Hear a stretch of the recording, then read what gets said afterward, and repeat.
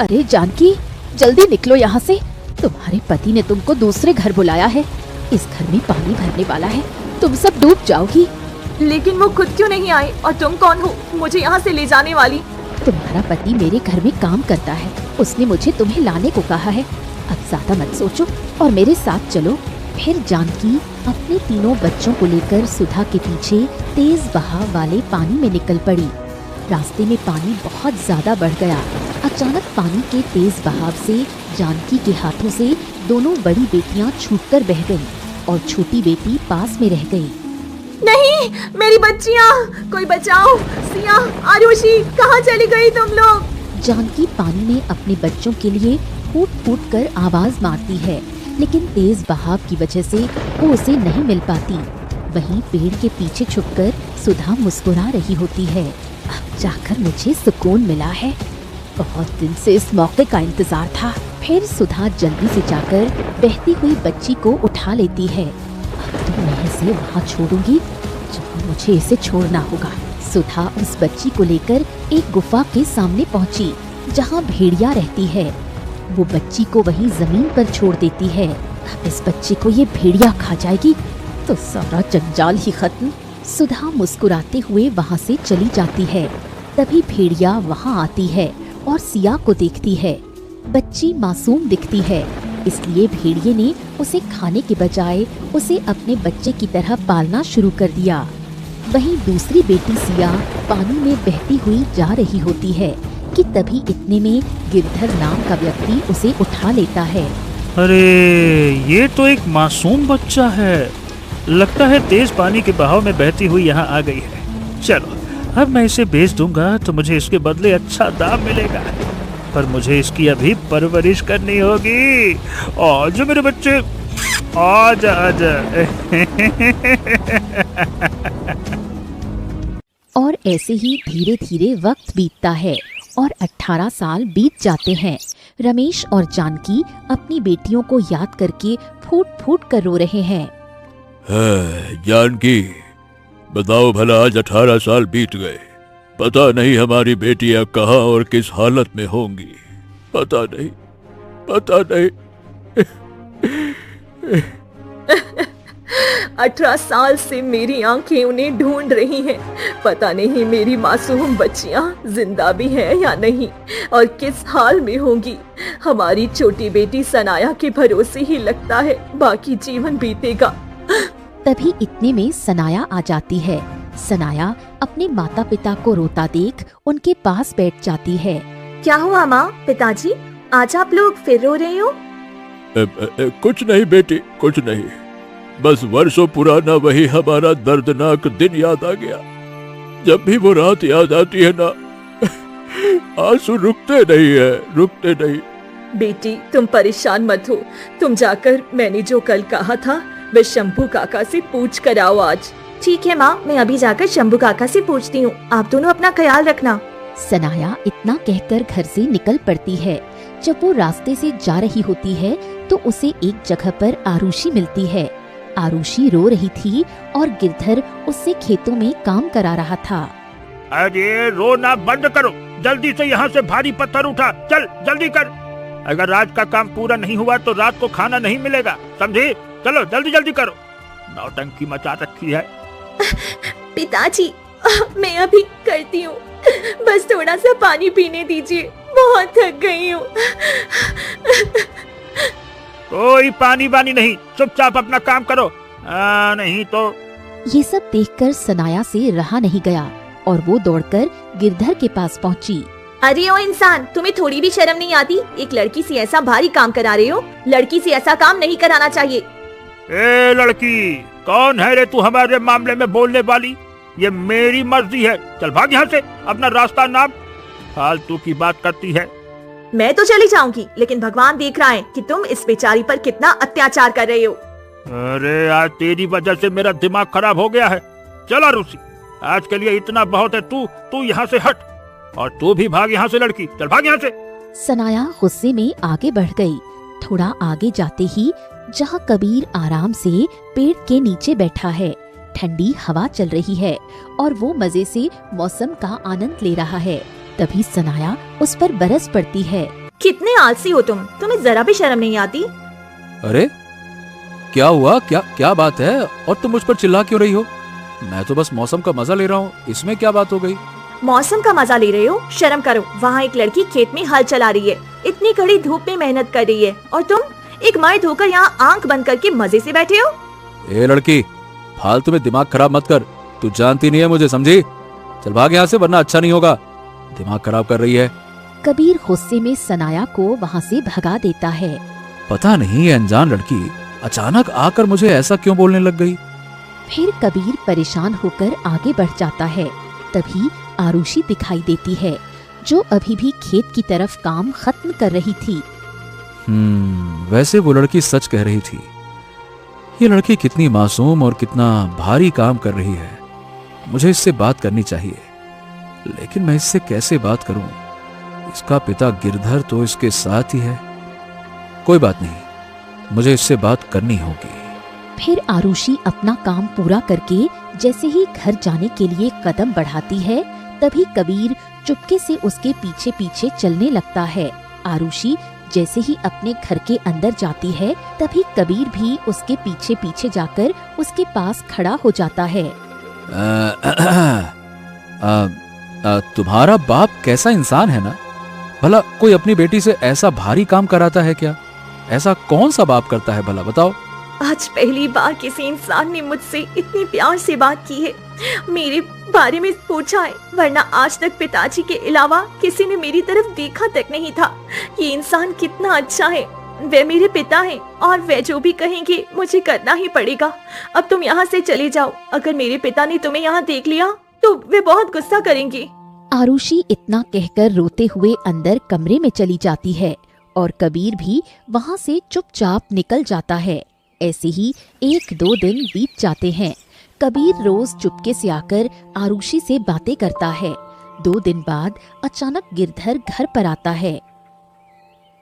आरुषि, आरुषि, अरे चल, अब वो वक्त आ गया है जिसके लिए मैंने इतनी मेहनत की थी। आरुषि, हम कहाँ जा रहे हैं पिताजी? वहीं जहाँ तेरा असली ठिकाना है।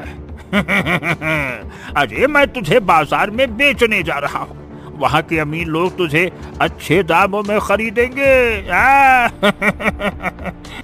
नहीं पिताजी, ऐसा मत करिए, मैं आपको छोड़कर कहीं नहीं जाऊंगी और मैं और ज्यादा काम करूंगी, पर मुझे मत बेचिए। अरे ऐसे कैसे नहीं जाएगी, तुझे तो चलना ही पड़ेगा। चल मेरे साथ, चल। अरे चल तू, चल चल, नहीं तो। गिरधर गुस्से में आरुषि का हाथ पकड़कर उसे बाहर ले जाने लगता है। आरुषि रोती चिल्लाती है, पर गिरधर नहीं सुनता। कबीर, तुम कहाँ हो? मुझे बचा लो। पूरे गांव में सिर्फ तुम ही थे जिसने पहली बार मुझसे हमदर्दी दिखाई थी, मुझे अपना समझा था। तुम मुझसे मिलने क्यों नहीं आए कबीर? गिरधर आरुषि को लेकर गांव से चला जाता है। 2 दिन बाद कबीर हमेशा की तरह चुपके से आरुषि से मिलने आता है और खिड़की के पास जाकर आरुषि को ढूंढता है। आरुषि, आरुषि, कहाँ हो तुम? देखो मैं आ गया। आरुषि। कबीर को खिड़की के पास आरुषि नहीं मिलती। पूरा कमरा खाली देखकर कबीर परेशान हो गया। अरे ये कहाँ चली गई? यहाँ तो कोई भी नहीं है, पूरा घर ही खाली पड़ा है। कहीं वो किसी मुसीबत में तो नहीं है? कबीर परेशान होकर बाहर गली में उसे ढूंढ ही रहा था कि तभी वहाँ अचानक सनाया आ गई। कबीर सीधे दौड़कर उसके पास जाता है। ए सुनो, तुम उस दिन वाली लड़की हो ना? ये बताओ, तुम्हें पता है वो खिड़की वाली लड़की आरुषि कहाँ गई? वो कहीं मिल नहीं रही, कहीं दिख नहीं रही। मुझे क्या पता कहाँ गई और कौन थी वे? मैं क्या उसकी चौकीदार हूँ? अरे बड़ी अजीब लड़की हो तुम। ये बताओ, अगर तुम्हें कुछ पता ही नहीं था तो उस दिन मुझे मर्द होने का इतना बड़ा भाषण क्यों सुनाया था, हैं? अरे बाबा, वह तो मेरी आदत है। मैं दिन में किसी एक इंसान को फालतू का भाषण जरूर सुनाती हूँ। उस दिन तुम्हारा नंबर था तो तुम्हें सुना दिया। इसमें इतना गुस्सा क्यों होना? तुम सच में पागल हो, मेरा दिमाग मत चाटो। कबीर गुस्से में वहाँ से भागता है और आस पड़ोस के लोगों से आरुषि के बारे में पूछने लगता है। सनाया भी मजे लेने के लिए उसके पीछे पीछे भागी। कबीर वहीं पास में खड़े एक पड़ोसी कालू से पूछता है। कालू काका, इस घर के लोग कहाँ चले गए? वो लड़की और उसका बाप वो कहीं दिखाई नहीं दे रहे, कहाँ गए वो लोग? देखो बेटा कबीर, वो उसका बाप नहीं था। वो गिरधर तो कोई रहस्यमयी आदमी है। वो यहाँ का रहने वाला ही नहीं है। वो हर साल एक नई लड़की को लाता है, उसे कड़ी मेहनत करना सिखाता है और फिर दूसरे गांव के बड़े बाजार में ले जाकर बेच देता है। हे भगवान, वो लड़की इतने बड़े खतरे में थी और मैं कुछ समझ ही नहीं पाया। छी छी छी छी छी छी, मुझे अफसोस है कि मैं उसकी आंखों का दर्द पहले क्यों नहीं जान पाया। नहीं नहीं नहीं नहीं नहीं, मुझे उसे बचाना ही होगा। मैं उस लड़की को इस तरह से बिकने नहीं दूंगा। मैं उसे उस दरिंदे से बचाकर ही दम लूंगा। हाँ। कबीर तेजी से आगे बढ़ने लगा। तभी सनाया भी उसके साथ साथ चलने लगी। ए लड़की, तुम मेरे पीछे पीछे क्यों आ रही हो? जाओ जाओ, अपने घर जाओ, रास्ता छोड़ो मेरा, जाओ। अरे मैं क्यों भागूं? मुझे भी देखना है कि तुम मुझसे कैसे बचाते हो। और वैसे भी अकेले जाओगे तो रास्ता भूल जाओगे। मेरा दिमाग बहुत तेज चलता है, समझे? हे भगवान, एक तो वो लड़की गायब है, ऊपर से ये मेरा सर पकड़ के मेरे पीछे पीछे चली आ रही है। अरे चुपचाप घर जाओ, वरना अच्छा नहीं होगा। जाओ। नहीं जाऊंगी, अब तो मैं तुम्हारे साथ ही चलूंगी। चलो चलो जल्दी कदम बढ़ाओ, वरना वे बच्चा चोर लड़की को बेच देगा और तुम यहीं मेरा सर पकड़कर बैठे रह जाओगे। तुम अपनी ये बकवास बंद करोगी ना तो हम जल्दी पहुंचेंगे। चलो अब। तभी सनाया जैसे ही आगे बढ़ी वो गड्ढे में गिर पड़ी। अरे ये क्या, मैं तो गड्ढे में गिर गई। कबीर मुझे बाहर निकालो। ओहो ठीक है, रुको अभी निकालता हूँ। रुको रुको, अरे रुक जाओ, इतना हलचल मत करो, रुको अभी निकालता हूँ। कबीर उसे निकालने लगता है लेकिन वो नहीं निकल पाती। अब इतने घने जंगल में इतना बड़ा गड्ढा कहाँ से आ गया? जल्दी से निकालो ना, मुझे बहुत घबराहट सी हो रही है इस गड्ढे में। तभी अचानक झाड़ियों से एक भेड़िया कबीर के सामने खड़ी हो जाती है। कबीर इतना डर जाता है कि खुद भी उस गड्ढे में गिर जाता है। डरपोक कहीं के, एक भेड़िए से डर गए? अरे वो भेड़िया है पागल औरत, उसे देखकर मैं क्या, कोई अच्छे से अच्छा मर्द भी डरेगा। तो क्या तुम्हें डर नहीं लगता भेड़िए से? अरे अगर मैं बाहर होती तो कभी नहीं डरती। तभी इतने में सिया वहाँ आ जाती है। माँ तुम यहाँ क्या कर रही हो? खामखा इन दोनों को डरा दिया। भेड़िया तुरंत पीछे हट जाती है। ये क्या, तुम इस भेड़िए को माँ क्यों कह रही हो? ये मेरी माँ है और बचपन से इन्होंने ही मुझे पाल पोस कर बड़ा किया है। रुको, मैं तुम दोनों का इस गड्ढे में से निकाल देती हूँ। सिया उन दोनों को उस गड्ढे से बाहर निकालती है। वैसे तुम दोनों कहाँ जा रहे हो? हमें किसी की तलाश है, पर पता नहीं वो कहाँ और किस हालत में होगी। तो तुम एक काम करो, हमारे घर चलो और कुछ दिन वहाँ रहो। यहीं पास ही में एक गुफा है, उसी में मैं और मेरी माँ रहती हैं। वहीं से जिसे ढूंढना है ढूंढ सकते हो। चलो ठीक है। लेकिन मुझे ये समझ में नहीं आता, तुम हमारी तरह इंसान हो पर तुम्हारी माँ भेड़िया कैसे हो सकती है? वैसे मुझे नहीं पता, बस यही मेरी माँ है। और अब तुम सब चलो। सिया उन दोनों को लेकर अपनी गुफा में आ जाती है। तुम लोग बताओ, आखिर तुम किसे ढूंढ रहे हो? मतलब कि एक आदमी है गिरधर, वो बच्चे चुराकर बाजारों में बेचता है, उसी की हमें तलाश है। वह तो मेरी माँ ढूंढ लेंगी। क्या? ये क्या कह रही हो तुम? चलो माँ, हमें उस व्यक्ति की तलाश करना है। फिर भेड़िया समझदारी से सिर हिलाकर आगे बढ़ जाती है और सिया भी उसके साथ साथ वहाँ से निकल पड़ती है। मुझे तो घबराहट महसूस हो रही है, क्या ये हमारी मदद कर पाएगा?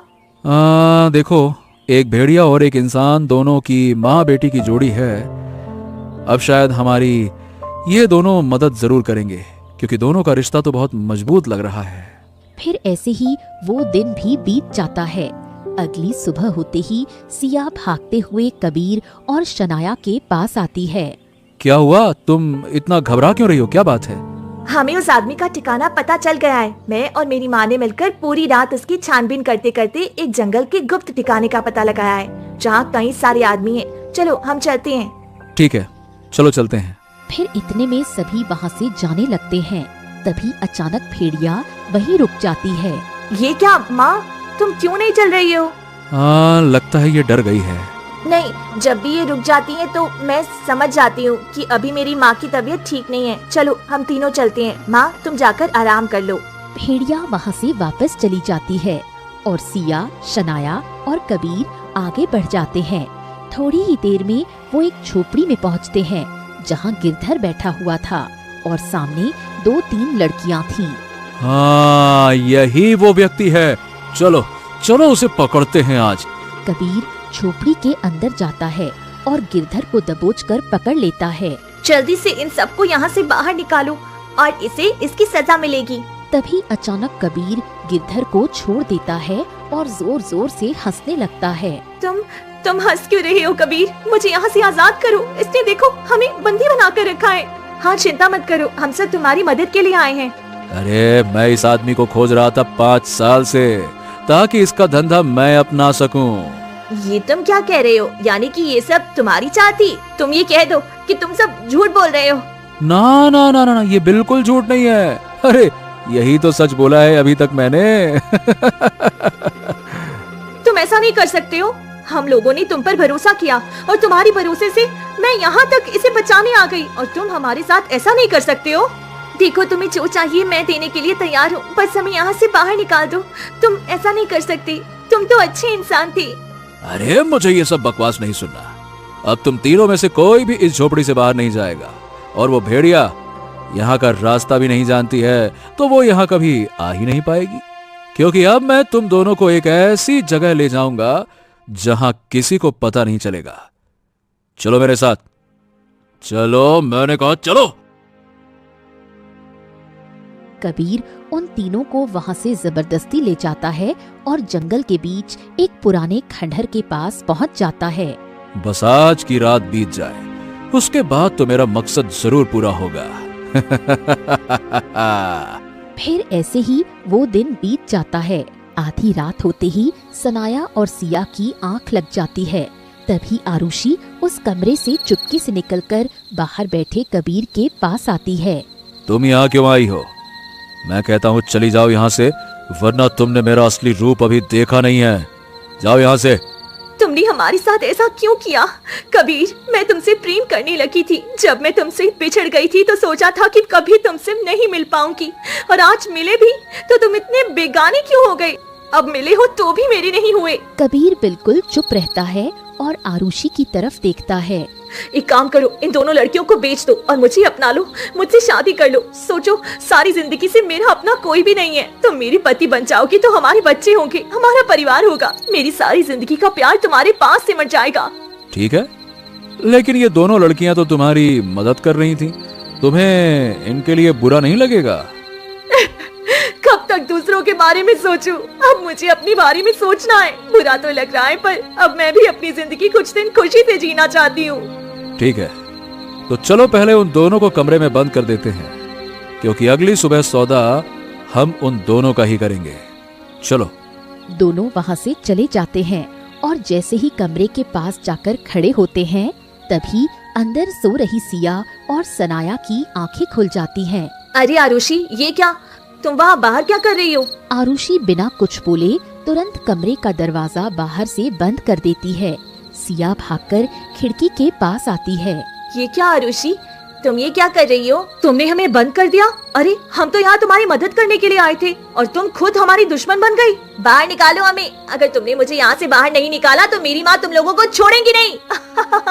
मैं वही करूँगी जो मेरे लिए सही है, क्योंकि मैं तुम दोनों की बातों में आकर अपने प्रेम को नहीं खो सकती। अब तुम दोनों यही कैद रहकर अपना बाकी जीवन बिताओगी। हाँ, तुमने बिल्कुल सही कहा आरुषि। अब चलो चलो, हम यहाँ से चलते हैं दोनों। जैसे ही इनका सौदा हो जाएगा, उसके बाद तो मैं तुमसे शादी करके अपना एक परिवार बनाकर खुशी खुशी रहूंगा। छोड़ दूंगा ये सब। कबीर और आरुषि वहाँ से निकल पड़ते हैं।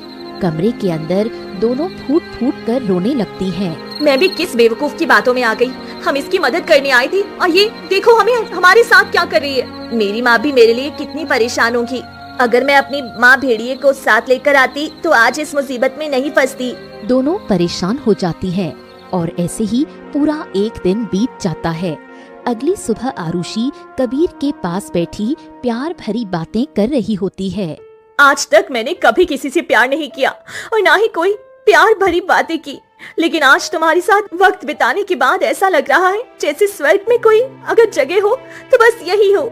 आखिर हमारा सपना सच हो गया।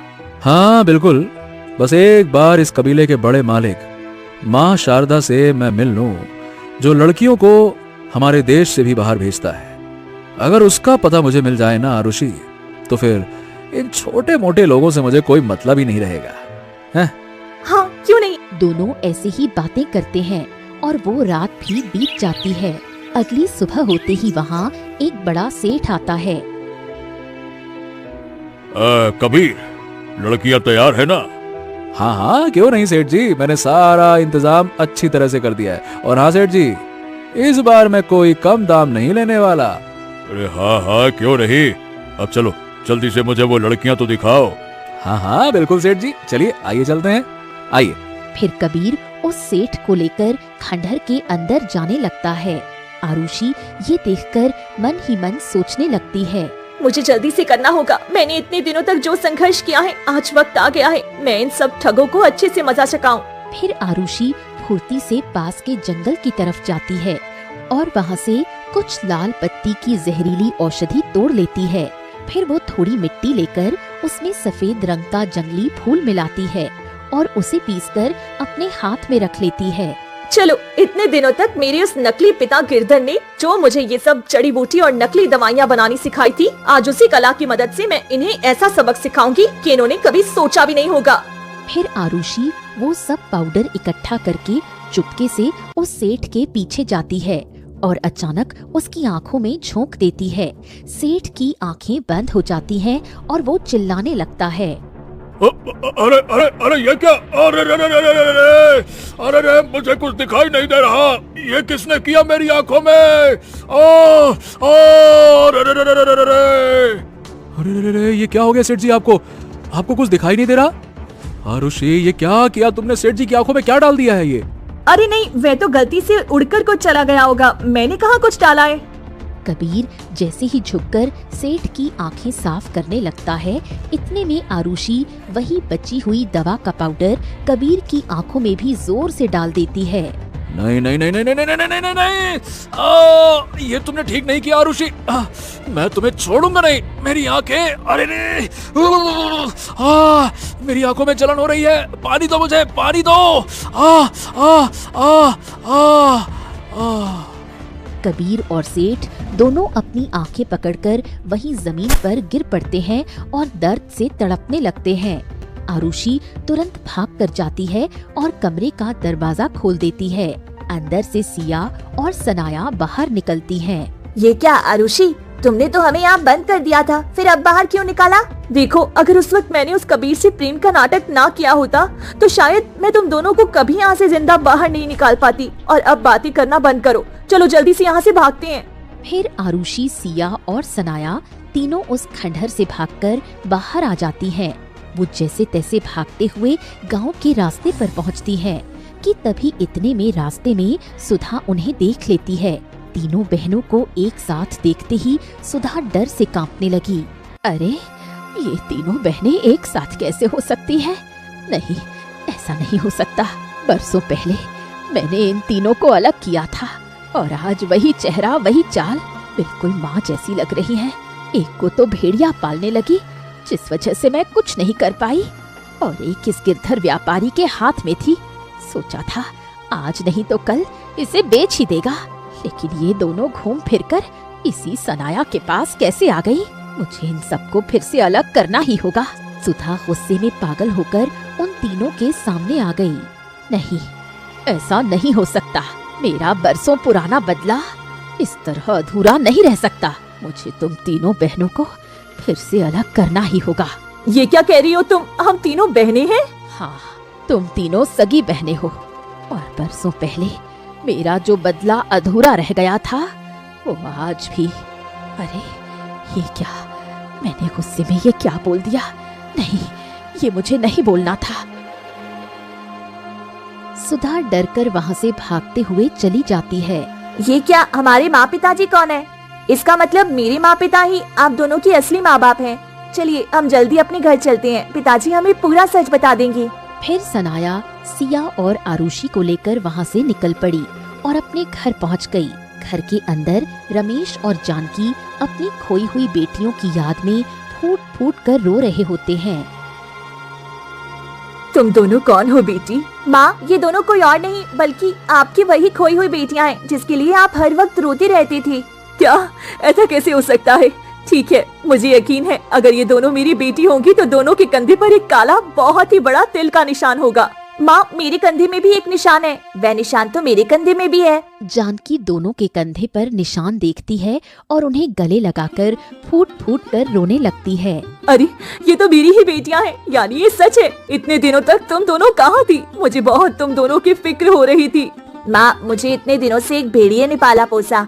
मुझे एक बूढ़ी औरत ने कहा भी था कि मेरे माता पिता इसी गांव में हैं। मैंने कई बार ढूंढने की कोशिश भी की पर मुझे नहीं मिले, लेकिन आज अपने परिवार से मिलकर बहुत खुशी हो रही है। मुझे भी यकीन नहीं हो रहा कि आज सच में हमारी असली माता पिता हमें मिल गए। आज मैं बहुत खुश हूँ, बहुत खुश। इतने सालों का हमारा सूनापन दूर हो जाएगा, ये मैंने कभी नहीं सोचा था। अब तो लगता है जैसे भगवान ने हमारी झोली में जन्नत की सारी खुशियाँ डाल दी हों। फिर दोनों खुशी से झूम उठते हैं। फिर उस दिन से सभी खुशी खुशी अपना जीवन जीने लगे। वहीं सुधा को पूरे गांव वालों के सामने लाकर हमेशा के लिए गांव से बाहर निकलवा दिया जाता है।